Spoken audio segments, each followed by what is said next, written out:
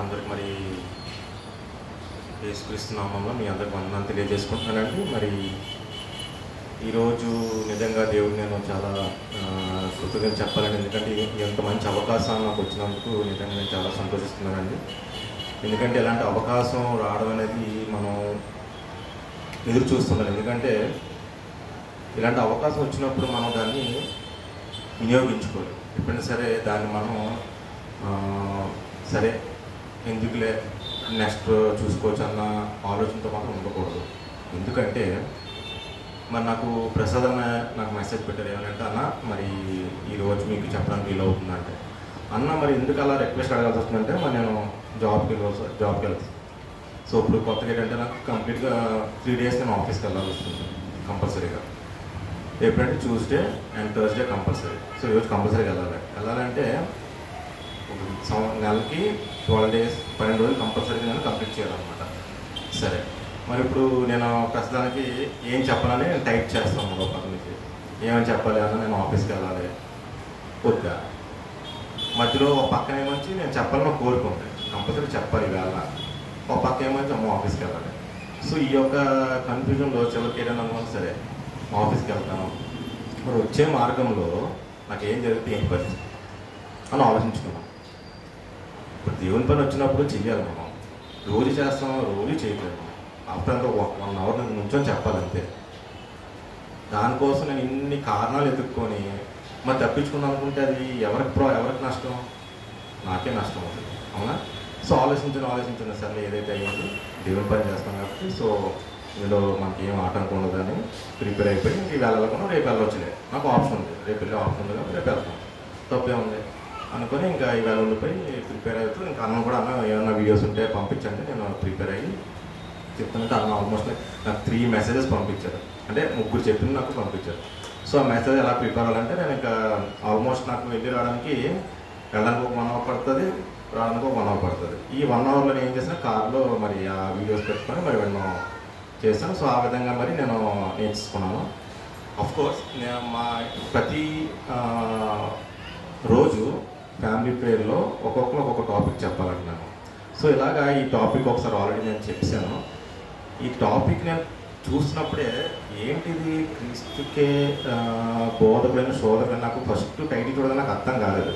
క్రీస్తుకి బోధకుడైన శోధకుడు ఏంటి, అసలు ఏంటిదని నేను చదవడం మొదలుపెట్టాను. కానీ అందులో అలా ఒక్కొక్కటి ఎందుకంటే నేను ఎప్పుడో చెప్తూనే ఉంటాను, బైబిల్ చదువుతున్నప్పుడు మనం ఏదో చదివేయకూడదు, దాంట్లో మనం ఇన్వాల్వ్ అవ్వాలి. ఎలా అంటే మనకు పిక్చర్ కనబడాలన్నమాట, ఏం జరుగుతుంది ఆ టైంలో, అసలు ఎవరెవరు ఉన్నారు, అసలు సందర్భం ఏంటి, ఆ సమయం ఎలా ఉంటుంది, అన్నీ మనం మైండ్లోకి వస్తే అప్పుడు మనం దాని యొక్క రిచ్నెస్ కానీ దాని యొక్క ఏమంటుందని దాని యొక్క బ్యూటిఫుల్నెస్ మనకి క్లారిటీ వస్తుంది. లేకపోతే మనకి ఇప్పటికీ అర్థం కాదు. ఏదో పైకి చదివేసి ఒకవేళ చెప్పాలనో ఏదో చదివి చెప్పాలనో అయిపోలేకుండా ఎప్పటికీ వర్కౌట్ అవుతుంది. సో ఎలాగుండాలంటే మన ప్రిపరేషన్ ఎప్పుడు దాంట్లో ఇన్వాల్వ్ అయిపోతేనే కానీ మనకి కాన్సెప్ట్ అర్థం కాదు. ఓకే, సో ఇప్పుడు మనం నేర్చుకోవాల్సింది ఏంటంటే క్రీస్తుకే బోధకుడైన శోధకుడు. ఇక్కడ మరి క్రీస్తుకి బోధ చేసేవాడు ఒక ఉన్నాడట. ఎవరంటాడు? ఎవరు? సాతాను అంటే అపవాది. సో ఎప్పుడు ఏంటంటే ఎలాగ అటాక్ చేద్దాం, దేవుని పిల్లల్ని ఎలా అటాక్ చేయాలి, మరి వాళ్ళు మనం ఆ పిల్లల్ని పరలోకం వెళ్ళకుండా మరి అక్కడ నరకంలోకి తీసుకుని వెళ్ళే మార్గాన్ని ఎప్పుడు ప్లాన్ చేస్తూనే ఉంటున్నాడు.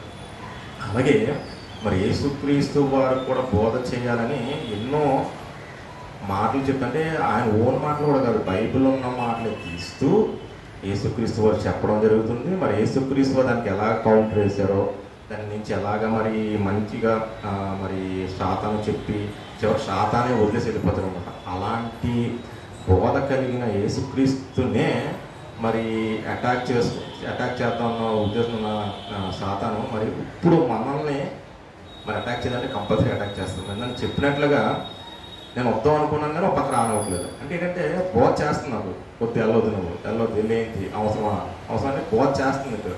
సో ఇవన్నీ ఇప్పుడు మీరు అందరికీ వచ్చినప్పుడు కూడా ఈ రోజంతా మీకు ఏదో ఒక ప్రాబ్లం కానీ ఏదో ఒక బ్యాక్ ఎండ్లో నడుస్తుంటుంది, వెళ్ళాలా వద్దా వెళ్ళేంటి, ఇవన్నీ మనకి ఏంటంటే ఆ బోధన జరుగుతుంటుంది మైండ్లో. కానీ అవన్నీ తప్పించుకొని మరి ఇవాళ ఇక్కడ వచ్చారు. మీరు నిజంగా మీరు అదృష్టవంతులే.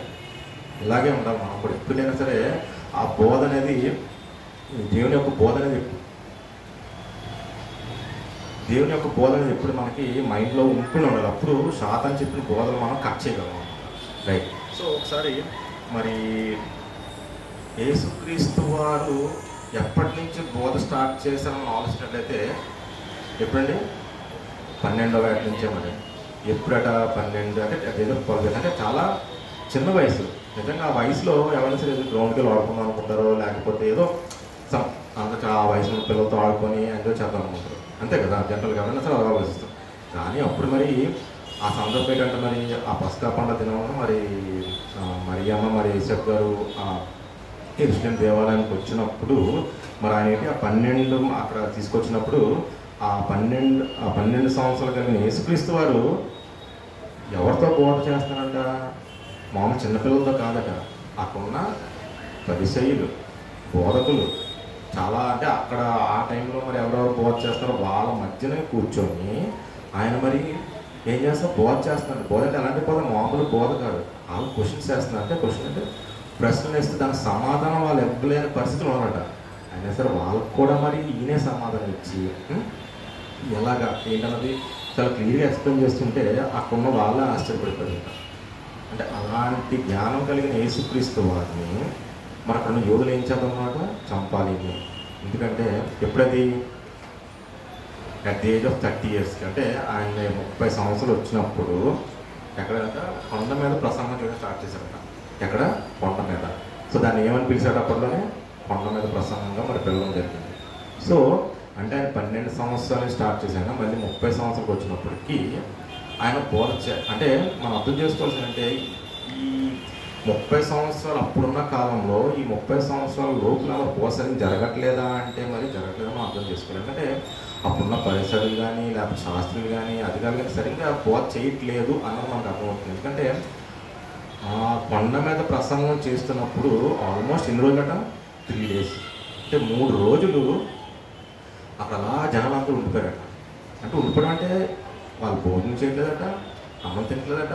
అలాగే ఇంకా ఆ 3 రోజులు కంటిన్యూస్గా యేసుక్రీస్తు వారు చెప్తున్న బోధ అలాగా వింటూ ఉన్నారట. అంతే. ఇంకా అలాగా అంటే మనం అర్థం చేసుకోవాల్సిన ఆ టైంలో మరి ఇంత టెక్నాలజీ ఉందంటే మరి నిజంగా లేదని మనం ఎక్కడో టెక్నాలజీ కొండ మీద ఏంటి జస్ట్ ఆయన ఓన్లీ మైక్ కానీ లేకపోతే స్పీకర్స్ కానీ ఏమీ లేదు. కానీ ఆయన చెప్పిన మాట మరి ఎంత పవర్ఫుల్గా ఉందో, మరి ఎంత గట్టిగా మాట్లాడుతున్నారో మనకి అసలు ఇమాజిన్ చేయలేం.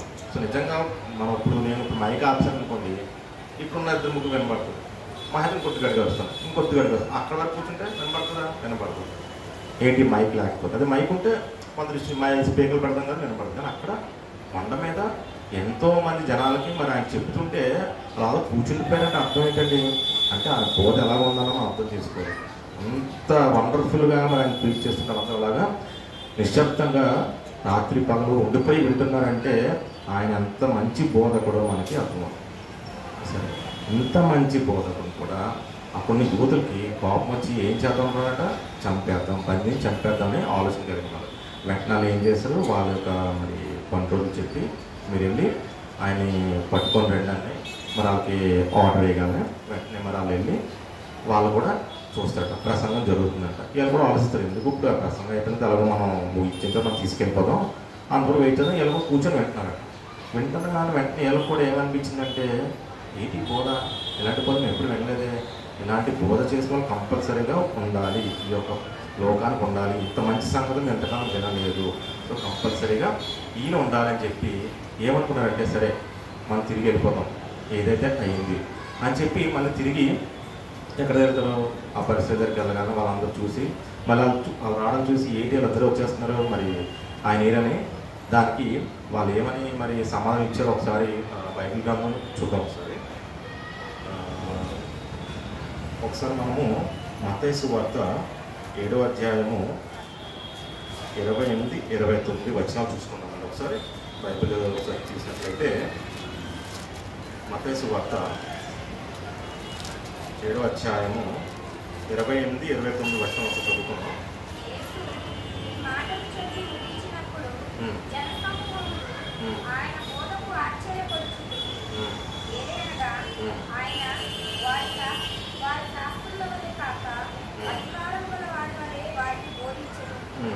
ఏంటట అక్కడ జనాలందరూ ఏమైపోయారట, ఆ జనసమూహం ఏమట ఆశ్చర్యపడిపోయారట. ఇది ఇంత మంచి బోధ మరి మేము ఎప్పుడు వినలేదే, అంటే ఎంతకాలం బోధ చేసిన వాళ్ళు అందరూ మరి ఏంటి వాళ్ళ బోధ అంతా మరి రాంగ్ బోధ చేసినట్లుగా మరి వాళ్ళు అర్థమైపోతున్నారు అంతమందికి కూడా. సో అలాంటి జ్ఞానవంతమైన మాటలు మరి యేసుక్రీస్తు వారు చెప్పినట్లు మనకు అర్థమవుతుంది. అలాగే ఎలా అనగా ఆయన వారి శాస్త్రి వల్లే కాక అధికారము గలవాని వలె వారి బోధించాను. సో ఇలాంటి బోధ చేయడం వల్ల వాళ్ళకి అర్థమవుతుంది అనమాట. నేను ఎంతకాలం బోధ వింటున్నారు ఒకేసారి యేసుక్రీస్తు వారు బోధ చెప్పగానే వాళ్ళు ఆశపడిపోయారు అనమాట. సో అందుకే ఆయన చాలా గొప్ప బోధ చేసినట్లు మనకి ఆ వచనం మనకి సెలవిస్తున్నాం. ఇంకా మరి ముందుకెళ్ళినట్లయితే నేను చెప్పినట్లు మరి ఎవరు మరి ఆ బండ్రోతులు తీసుకురాకుండా వచ్చేస్తారు కదా, వచ్చిన మరి ఏమని చెప్తారో అని ఒకసారి యోహాను సువార్త 7వ అధ్యాయము 45వ వచనం చదువుకున్నాం ఒకసారి. ఆ బండ్రోతులు ప్రధాన యాజకుని యొద్దకును పరిసయ్యుల యొద్దకును వచ్చినప్పుడు వారు ఎందుకు మీరు ఆయనను తీసుకుని రాలేదని అడగగా ఆ బండ్రోతులు ఆ మనుషుడు మాట్లాడినప్పుడు ఎవడనూ ఎప్పుడూ మాట్లాడలేదని సరిపో ఏమన్నారట, ఎప్పుడూ అసలు ఆ మాటలో వాళ్ళు కూడా ఎప్పుడు వినలేదు అంటే వెంటనే ఆ పరిచయాలు ఏమని చెప్తారు కొందరు. మీరు కూడా నెక్స్ట్ వచ్చిన ఏముంది చదివితే యోహాను సువార్త, అదే యోహాను సువార్త 46 అనుకుంటా, 46వ అధ్యాయం అనుకుంటా, 7వ అధ్యాయం అదే నెక్స్ట్. ఆ మనుషుడు మాట్లాడినట్లును ఎవడును ఎప్పుడునూ మాట్లాడలేదనేది అనేది తర్వాత అందుకు మీరు కూడా మోసపోతిరా, అధికారంలో కానీ పరిచయంలో కానీ ఎవరైనా అన్యమందు విశ్వాసం ఉంచారా. అంటే వీళ్ళు అప్పుడే అంటే సాతాను ఈ పరిస్థితులకు బోధ చేసేస్తుంది. ఏమని మీరు కూడా వాళ్ళలో కలిసిపోయారా, మీకు కూడా పిచ్చి పట్టింది అన్న టైప్లో మరి ఈ పరిచయాలకి సాతాను అంటే అపవాది బోధ చేసినట్టు మనకు కనబడుతుంది అన్నమాట. అంటే వాళ్ళ అలవలో డైవర్ట్ చేయాలి. ఇది దాని యొక్క ప్లాన్ ఏంటంటే ఎలాగోలాగా మనుషులందరినీ మరి బాడ్ చేసి నరకాన్ని తీసుకెళ్ళిపోవాలని టార్గెట్ అనమాట. సో ఇలాగా మరి పరిచయాలు కూడా ఆ యొక్క సాతాను యొక్క జ్ఞానంతో వాళ్ళు కూడా ఉన్నట్లు మనకి అర్థమవుతుంది. అలాగే మరి ఒకసారి నిజంగా యేసుక్రీస్తు వారు మనందరికీ గురువు అన్నది ఎక్కడ రాసిందో ఒకసారి చదువుకున్నాం. ఒకసారి మత్తయి సువార్త మరి 23వ అధ్యాయము, మత్తయి సువార్త 23వ అధ్యాయము 10వ వచనం. మత్తయి సువార్త 23వ అధ్యాయము 10వ వచనం చదువుకున్నాం ఒకసారి. మరియు క్రీస్తు ఒక్కరే మనకు గురువు. ఎవరంటే గురువు మనకి క్రీస్తు ఒక్కరే, నీకు నాకు మొత్తం ప్రపంచంలో ఉన్న అందరికీ గురువు ఎవరంటే యేసుక్రీస్తు వారే, ఇంకెవ్వరూ లేదు. ఎందుకంటే మరి ఆయన బోధ చేస్తుంటే అంతమంది జనాలు 3 రోజులు కూర్చునిపోయారంటే ఒకసారి ఆలోచించండి. మనం కనీసం ఒక 1 అవర్ ఒక 30 మినిట్స్ కూర్చోగలం మన మైండ్లో రన్ అయిపోతుంది. వెంటనే ఆకలేయడము లేకపోతే దాహం వేయడము లేకపోతే ఏదో ఒక మైండ్లో ఆలోచన రన్ అవుతుంటాయి. అంటే వెంటనే ఇంటి వైపు ఆలోచనలో లేకపోతే పిల్లల గురించి ఆలోచనలో ఇవన్నీ మనకి రన్ అవుతూనే ఉంటాయి. కానీ అక్కడేంటి పరిస్థితి, ఆ 3 రోజులు కంటిన్యూస్గా ఉండిపోయారు అనమాట. ఉండిపోయి మరి ఆయన బోధ వింటూనే ఉన్నారంటే ఆయన ఎంత గొప్ప బోధకుడుగో మనకి ఈ యొక్క వచనంలో మనకు అర్థమవుతుంది. అంటే ఆయనే గురువు, ఇంకెవరు గురువు లేదు అన్నది మనకు అర్థం. ఎందుకంటే ఆయన మాటలు ద్వారా మరి గాంధీ గారు కూడా ఫాలో అయ్యారు. ఓన్లీ గాంధీ గారు అంటే మరి గాంధీ గారు కూడా ఇంకా చాలామంది ఉన్నారు. ఒక వివేకానంద స్వామిని తీసుకున్నా సరే, లేకపోతే ఐజాక్ న్యూటన్ కానీ వీళ్ళందరూ ఈ యొక్క బోధ చదివి అంటే బైబిల్ చదివే మరి వాళ్ళు పరిపాలన చేసినట్లు లేకపోతే నేర్చుకున్నట్లు మనకు. ఇప్పుడు గాంధీ గారిని చూసాం అనుకోండి, ఒక చంప కోటి మీద కొడుతూ ఇంకో చంప చూపడానికి మరి గాంధీ అని రాసి ఉంటుంది. కానీ గాంధీ గారు చెప్పింది కదా కేవలం యేసుక్రీస్తు వారు చెప్పిన మాటలు. అందుకే మత్తయి సువార్త మొత్తం ఒక 5, 6, 7 అధ్యాయాలు చదువుతున్నట్లే మనకు ఆ ప్రసంగం చేస్తున్నప్పుడు, కొండ మీద ప్రసంగం చేస్తున్నప్పుడు ఈ మాటలన్నీ ఉంటాయన్నమాట. సో ఈ మాటలన్నీ ఎవరికంట ఈ మాటలన్నీ ఈ గొప్ప వాళ్ళందరికీ ఒక వే చూపెట్టినట్టు మనకి కనబడుతుంది అనమాట. రైట్. సో ఇలాగా మరి ఆయన బోధ ఎంతోమందికి గురువుగా అంటే ఆయనే గురువుగా మనకి చాలా క్లియర్గా మన బైబిల్లో చెప్పడం జరిగింది. రైట్. అలాగే మరి యేసుక్రీస్తు వారు ఆ రోజుల్లో మరి బోధ చేశారని విన్నాం. ఇప్పుడు అనుకోండి ఫర్ ఎగ్జాంపుల్ మనం స్కూల్కి వెళ్ళిన టీచర్ అంతా డిజిటల్ వస్తుంది. ఏదన్నా చెప్పాలంటే స్క్రీన్ మీద వేస్తారు, ఒక అమ్మ అంటే ఎలా ఉంటుందో, ఆవు అంటే ఎలా ఉంటుంది, యాపిల్ అంటే ఎలా ఉంటుంది. మరి అప్పట్లో మరి అవి ఏమీ లేవు కదా.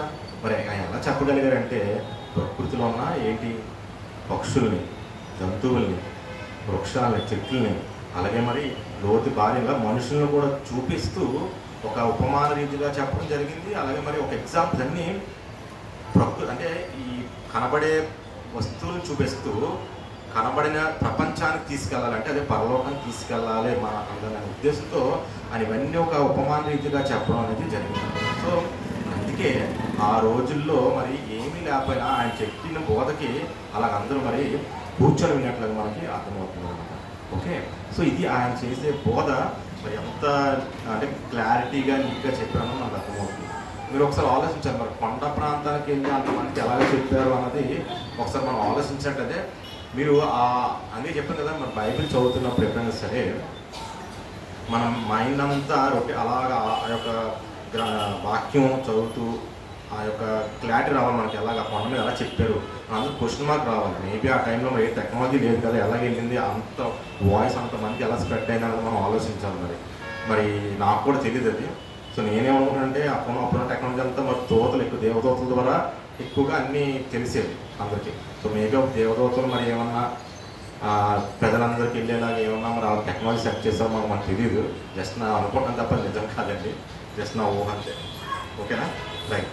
ఇప్పుడు మొదటిగా మరి ఇప్పుడు ఎవరట మన టాపిక్ ఏంటి, ఏ క్రీస్తుకే బోధగా శోధకుడు. మరి ఈ శోధకుడు క్రీస్తుకి ఎలాంటి బోధ చేశాడో ఒకసారి చూద్దాం. ఒకసారి మత్తయి సువార్త 4వ అధ్యాయము 1, 2, 3 వచనం చదువుకుందాం.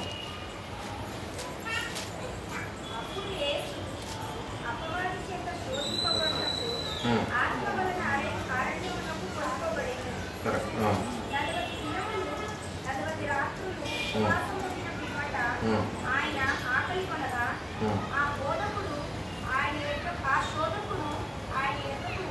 వచ్చి దేవుని కుమారుడు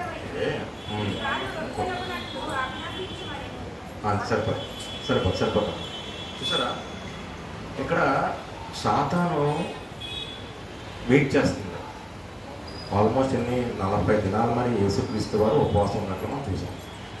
ఇప్పుడు సాతాను ఫస్ట్ డే రావచ్చు కదా, సెకండ్ డే రావచ్చు కదా, ఒక 10 days అది రావచ్చు కదా యేసుక్రీస్తు, కానీ 40 days వరకు వెయిట్ చేసింది.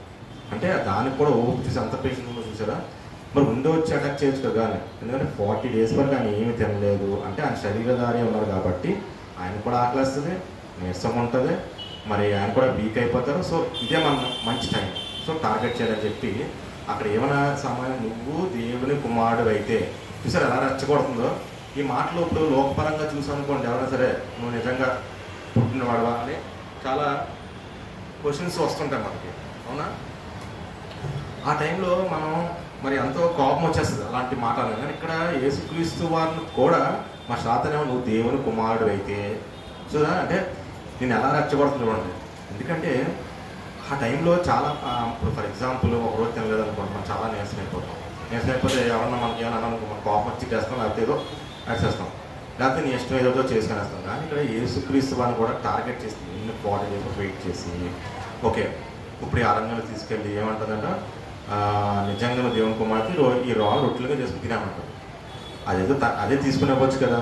అంటే ఇక్కడ రెచ్చగొడుతుంది అనమాట. ఎలాగైనా సరే డైవర్ట్ చేయాలి, ఎలాగైనా సరే యేసుక్రీస్తు వారు కూడా శరీరం దారి ఉన్నాడు కాబట్టి, శరీరంతో ఉన్నాడు కాబట్టి మనం చాలా ఈజీగా పడగొట్టవచ్చు అన్న ఆలోచన కలిగి వెంటనే వచ్చి మరి ఇలాగా ఈ రాళ్ళు రొట్టెలుగా చేసుకోమని చెప్తారు అనమాట. దానికి మరి యేసుక్రీస్తు వారు మరి ఎలాగా దానికి సంబంధించారో ఒకసారి చూద్దామంటే చాలా అద్భుతంగా ఉంటుంది. 4వ అధ్యాయం చదువుదాం ఒకసారి. అందుకైనా మనుషుడు రొట్టె వలన మాత్రము కాదు కానీ దేవుని నోటి నుండి వచ్చి ప్రతి మాట వలన జీవించును అని రాయబడి ఉన్నదని. సరిపోతుంది. అంటే ఇప్పుడు అదేంటిది, సాతాను మన ఒక అర్థం చేసుకోవాలి. సాతాను ఇక్కడ బైబిల్ చదువుతుందని మనం చాలా చాలా ఖచ్చితంగా మనం అర్థం, ఎందుకంటే అది బైబిల్లో ఉన్న మాటలు చూసి చెప్తుంది అది, అంతే తప్ప ఇంకేం చెప్పలేదు. సో దానికి మరి యేసుక్రీస్తు వారు మళ్ళీ ఏంటి వాక్యం తీసి చెప్పడం జరిగింది. అంటే మనుషులు రొట్టె వలన మాత్రమే కాదు కానీ దేవుని నోటి నుండి ప్రతి మాట వలన మరి ఏంటంటే జీవిస్తారని చెప్పదు. అంటే జీవించడం అనగానే ఇక్కడ చాలామంది లోకపరమైన జీవనం కాదు, చచ్చి బ్రతకాలి మళ్ళీ మనం. అది అక్కడ ఆయన ఒక ఆలోచన అన్నమాట. ఓకేనా?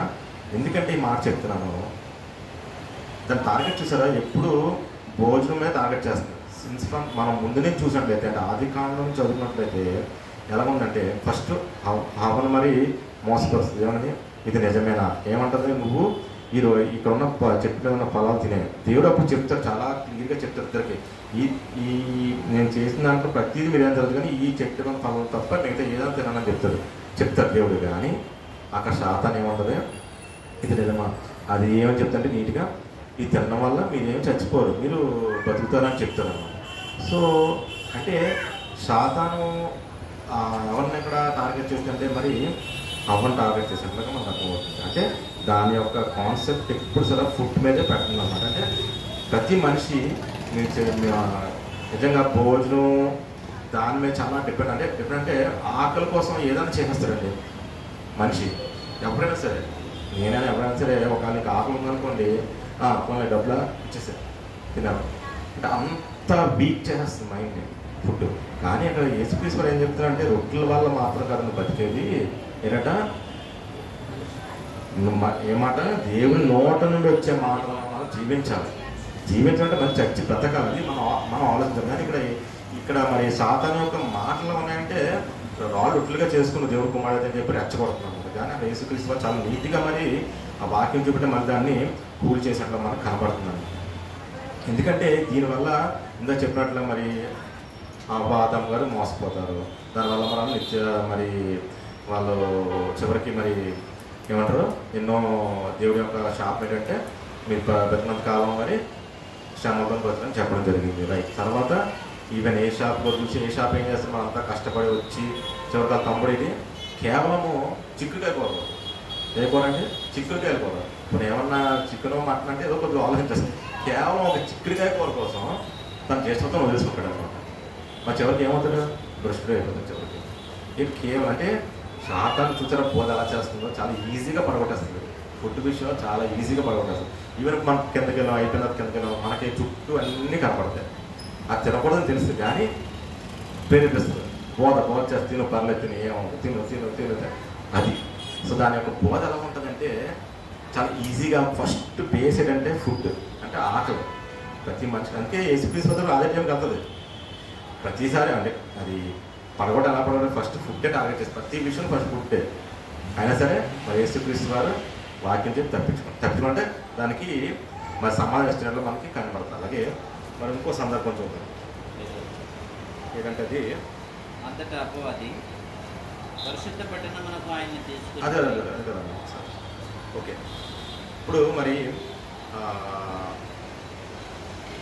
యేసుక్రీస్తు వారు మరి ఉపమానాలు అంటే కానీ వాక్యం చూసి చెప్పి బోధ చేస్తారు కాబట్టి దీనికి కూడా తెలివితేటలు ఎక్కువైపోయి నేను కూడా వాక్యం చూస్తే మరి చెప్పాలని చెప్పి ఇప్పుడు చదవడం ఒకసారి. అంటే ఇందాక చెప్పినట్లుగా ఇది మత్తయి సువార్త 4వ అధ్యాయము 5వ వచనం.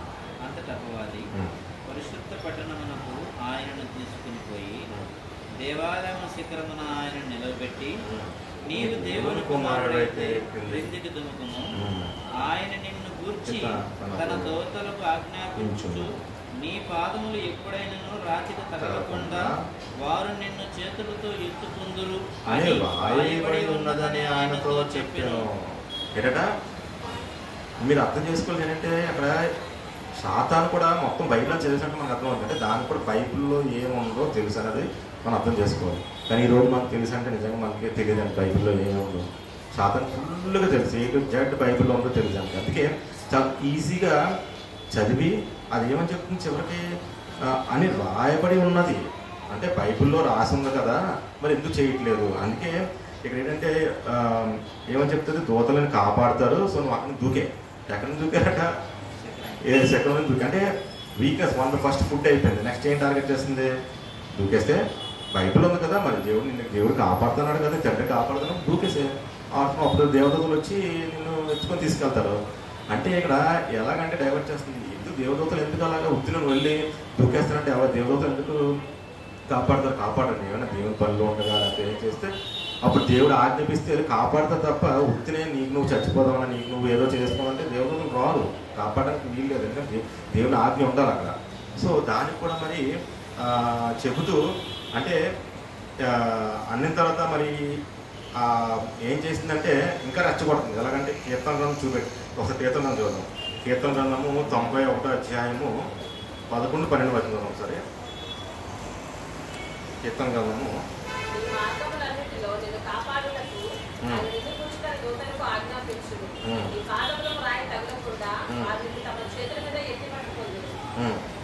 సరిపోతుంది.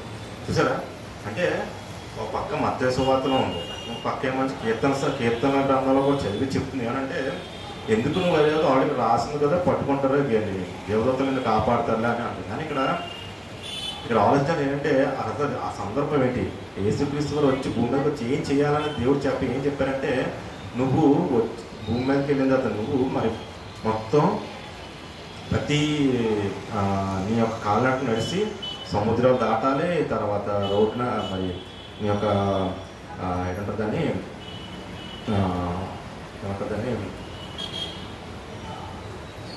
మెరాకిల్స్ అంటే దాన్ని ఏమంటారు దాన్ని అద్భుతాలు చేయాలి. మరి ఇవన్నీ నువ్వు చెయ్యాలనేది దేవుని యొక్క ఆలోచన. సో ఈ యొక్క మార్గంలో నీకు ఏమన్నా ప్రమాదం రాకుండా నేను చూస్తా అంటే దేవదూతలు కాపాడుతాను ఉద్దేశం తప్ప, అంతేగాని నువ్వు దూకేసే నేను కాపాడుతాను అని ఉద్దేశం. సో దాని ఆ మత్తయి సువార్తకి కీర్తన లింక్ ఎలా చేస్తాను చూసారా, అంటే దాని తెలివితేటలు చాలా తెలివిగా మరి యేసుక్రీస్తుని మళ్ళీ పడగొడదామని చూసింది. కానీ యేసుక్రీస్తు వారు కూడా దానికి కూడా మరి మంచి సమాధానం ఇచ్చి మరి దానికి నోరు మూసినట్లు మనకు అనమాట. అలాగే ఇంకా మూడోదిగా చూసినట్లయితే మరి అప్పట్లో మరి ఆ పరిచయులు ఏమంటే మరి ఒక వ్యభిచారి స్త్రీ తీసుకొచ్చి మరి ఇప్పుడు వ్యభిచారం చేసింది. మరి మోసే ధర్మశాస్త్రం ప్రకారంగా మరి ఏం చేయాలి, రాళ్ళతో కూడా చంపారు. అప్పుడు మరి యేసుక్రీస్తు వారు ఏం చేస్తారు, జస్ట్ అంటే ఈ యొక్క బోధ ఎలా ఉంటుందంటే యేసుక్రీస్తు ఎలాగోలా పడగొట్టాలి, సాతాను యొక్క ఆలోచన ఎలాగోలా పడగొట్టాలని మరి ఒక ఆయన ఏంటంటే భూమి మీదకి ఇలాగ ఏదో రాస్తున్నట్లు ఏమో రాస్తున్నట్లు ఉంటుంది, రైట్. ఒకసారి ఆ సందర్భం కూడా చూద్దాం. ఒకసారి యోహాను సువార్త 8వ అధ్యాయము 6వ వచనం చూద్దాం. ఒకసారి యోహాను సువార్త 8వ అధ్యాయము 6వ వచనం.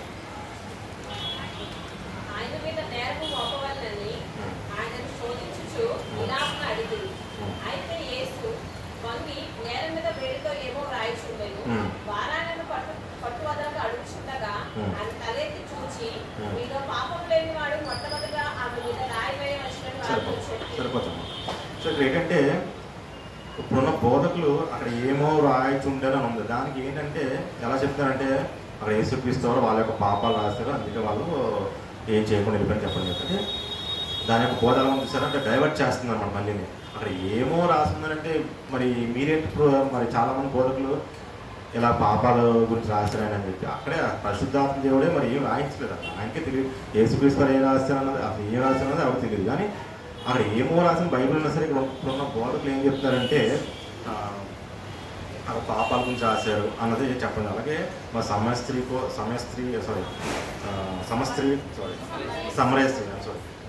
స్త్రీ మరి కోసం కూడా ఒక సందర్భం చూసినట్లయితే ఏంటంటే కొండ ఉంటుంది కదా, కొండ మరి విడిచేసి వెళ్ళిపోగానే దాని గురించి కూడా ఒక చాలా మంది ఏమని చెప్తుంటే ఆ కొండ పాపలు ఉన్నాయి కదా, అందుకే కొండ విడిచి వెళ్ళిపోయి చెప్పండి. ఇలాగా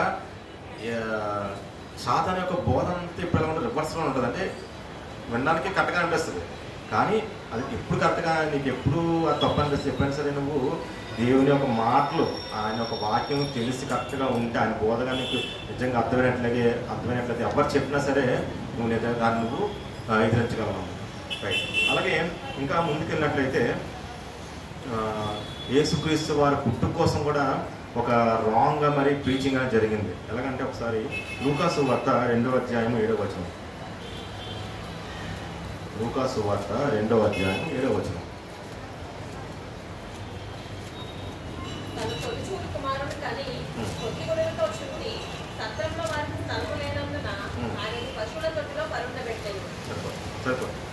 సో ఇక్కడ మనకి చాలా ఆ వాక్యం ఏమని చెప్తుందంటే, కనిన తర్వాత సత్రంలోకి తీసుకెళ్ళి ఆ క్లాత్ గుడ్డతో కట్టిన తర్వాత మరి సత్రంలో తీసుకెళ్ళి, సత్రం అక్కడ ప్లేస్ లేకపోతే ఎక్కడ పడుతుంది, పశువుల తొట్టులో. కానీ ఇప్పుడు ఎలా ఏం చేస్తున్నామో, ఇప్పుడున్న బోధ ఎలా ఉందంటే యేసుక్రీస్తు వారు పశువుల తొట్టులో జన్మించారు. అసలు ఎక్కడ పుట్టినప్పుడు ఎవరు తెలియదు. ఆయన ఒక దగ్గర పుట్టారు, తర్వాత మరి మరియమ్మ గారు మన గుడ్డతో మరి చుట్టి సత్రంలో తీసుకెళ్ళి, ప్లేస్ లేకపోవడం వల్ల ఆ పశువుల తొట్టులో పడుకోబెట్టారు తప్ప ఆయన పుట్టింది పశువుల తొట్టులో కాదు. సో ఇలాంటి బోధ మరి సాతాను చేసినట్లుగా మనకి అర్థమవుతుంది అన్నమాట. అలాగే ఈవెన్ ముందుకెళ్ళినట్లయితే ఇంకా మరి ఈవెన్ మోషకు కూడా ఏం చూపెట్టిందంట, ఆ ఐగుప్తులో ఉన్న ధనాన్ని అంతా చూపెట్టి నీకు ఇది ధనాన్ని ఇప్పిస్తాను, సో నువ్వు ఇది అంటే ప్రతిదీని సాతాను ఎలాగ పడగొట్టాలనేది చూస్తూ వస్తుందన్నమాట. అందుకే ఏప్రిల్ రాసిన పత్రిక 11వ అధ్యాయము 24వ వచనం చూసినట్లయితే,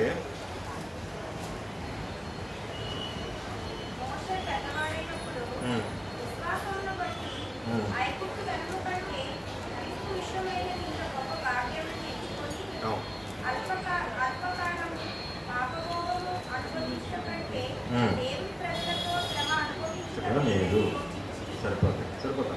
సో ఇక్కడ ఏంటంటే అక్కడ దాని యొక్క బోధ ఎలా ఉందంటే, మొత్తం ఐగుప్తుల ధనానంతా నీకు ఇచ్చేస్తాను అంటుంది. కానీ అక్కడ మోషే గారు దాని యొక్క తంత్రాలకి మంత్రాలకు పడకుండా, నాకు అవసరం లేదు, నాకు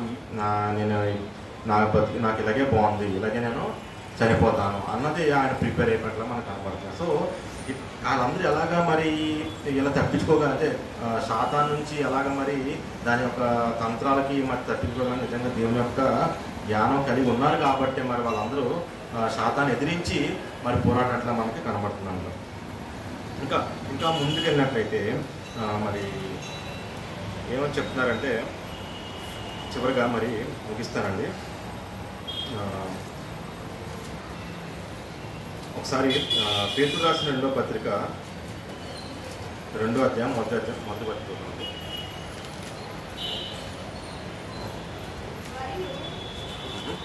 మరియు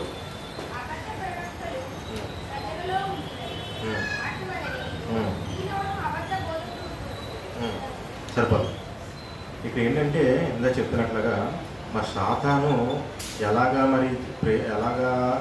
మనం పడగొట్టాలంటే అబద్ధ ప్రవక్తలు ఉంటారు. సో వీళ్ళ వల్ల మరి మనం తప్పుడు మార్గానికి వెళ్ళిపోతాము అనేది మరి అక్కడ పేతురు రాసిన 2వ పత్రిక 2వ అధ్యాయం మొదటి వచనం మనకి వీళ్ళందరూ ఎవరు సాతాను యొక్క అనుచరులు. సో వీళ్ళతో మనం చాలా జాగ్రత్తగా ఉండాలి. వీళ్ళు ఎలాగుంటారట, పైకి ఎలా ఉంటారట, అది కూడా మరి మత్తయి సువార్త 7వ అధ్యాయం 15వ వచనం చూసినట్లయితే, మత్తయి సువార్త 7వ అధ్యాయం 15వ అధ్యాయం చూద్దాం ఒకసారి. కాబట్టి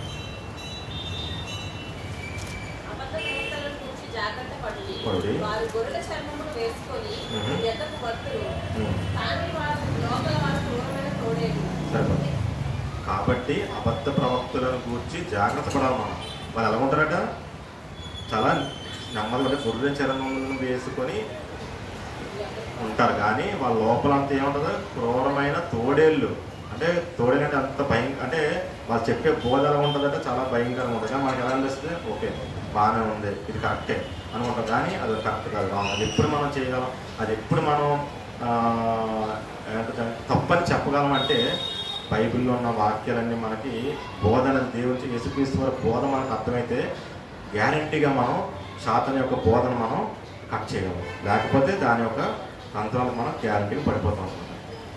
ఇంకా ఇంకొన్ని మాటలు చెప్పి ఇవాళ నేర్చుకున్నామండి మరి. సో ఒకసారి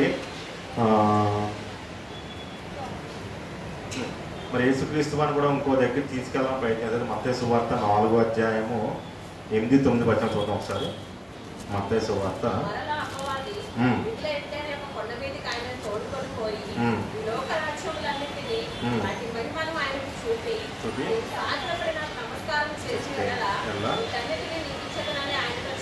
చెప్పగా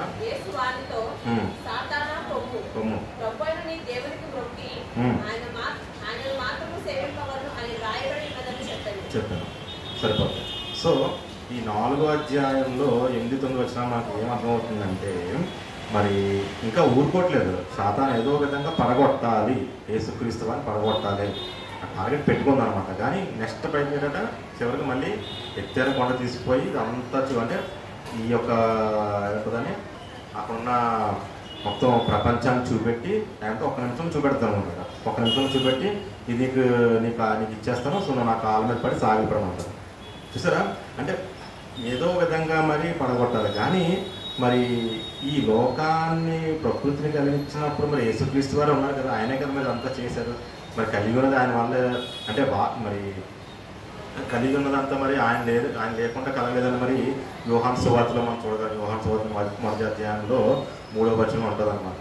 అంటే యేసుక్రీస్తు వారు ఎలాగా మరి సాతాన్ నుంచి అంటే దాని యొక్క తంత్రాలు అంటే ఎంత వీక్గా ఉన్నా సరే ఆయన మాత్రం ఆ యొక్క వాక్యం పరంగానే మరి చెప్పి దాన్ని కట్ చేసినట్లుగా మనం చూడగలుగుతాం. అందుకే చివరిగా అది ఏం చెప్తుందంటే అది ఏమడుతుందని నువ్వు సాగిలి పడితే నీకు అందించేస్తాం. కానీ యేసుక్రీస్తు వారు ఏమంటారట, పొమ్ము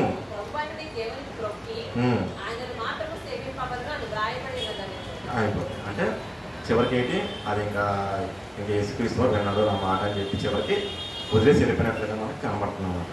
సో మనకి ఏంటంటే అర్థం చేసుకోవాల్సింది ఇక్కడ ఒక మంచి అంటే అందరికీ ప్రపంచానికి అందరికి గురువైన ఆయనకే మరి బోధ చేయగలుగుతుందంటే మనకు బోధ చేయదా అంటే గ్యారంటీ చేస్తాం. రోజు బోధ చేస్తూనే ఉంటుంది సాతాను, అవునా? సాతాను రోజు మనం బోధ చేస్తూనే ఉంటుంది. కానీ మనం తప్పించుకోవాలి. దాని నుంచి ఎలా తప్పించుకోవాలంటే మనం ఆలోచించాలి. కొంతవరకు ఆలోచించి అది నిజంగా మనం చేస్తుంది రైటా రాంగ్ అని మనం కొంచెంసేపు ఆగి ఆలోచించుకొని స్టెప్ తీసుకోవాలి తప్ప వెంటనే మనం డెసిషన్ తీసుకోకూడదు. అదే దాని యొక్క అంటే వెయిట్ చేస్తే ఎప్పుడైనా సాతాను అలా వెయిట్ చేసి ఇందాక మరి 40 days వరకు వెయిట్ చేయడానికి అవసరం ఏముంది మరి యేసుక్రీస్తు అని? ఫస్ట్ డే రావచ్చు, సెకండ్ డే రావచ్చు, థర్డ్ డే రావచ్చు, 10 days రావచ్చు. కానీ 40 days అంటే ఇంకా ఆల్మోస్ట్ వీక్ అయిపోతారు, అవునా సరే వీక్ అయిపోతారు. అలాంటి టైంలో వచ్చి మరి యేసుక్రీస్తు వారిని పడగొట్టాలి అని ఎన్ని ట్రయల్స్ చేస్తారు. ఫస్ట్ ఫుడ్, తర్వాత ఏమంచి ఒక శకరానికి ఎక్కి దూకేమంట, తర్వాత ఏమంచి ప్రపంచం అంతా ఇచ్చేస్తానంటారు. సో ఇలాగా బోధనన్నీ చేస్తూ ఎలాగోలాగా యేసుక్రీస్తుని పడగొట్టి మన నరకాన్ని తీసుకెళ్ళిపోతాం. అదే కానీ జరిగి ఉంటే మరి ఈరోజు మనం అందరిలో కూర్చొని ఉంటామంటే మరి ఖచ్చితంగా ఉండమండి. సో మనం కూడా నరకంలో ఉండి మరి మనం కూడా అగ్నిలో మండుతూ ఉంటాం అన్నమాట, రైట్? సో చివరిగా ఒకసారి ఒక మంచి మాట చూసుకొని ఊహించుకుందామని తిమోతి రాసిన మొదటి పత్రిక 4వ అధ్యాయము 1-2 వచనం చదువుకొని ఊహించుకుందాం. తిమోతి రాసిన మొదటి పత్రిక 4వ అధ్యాయము 1-2 వచనం.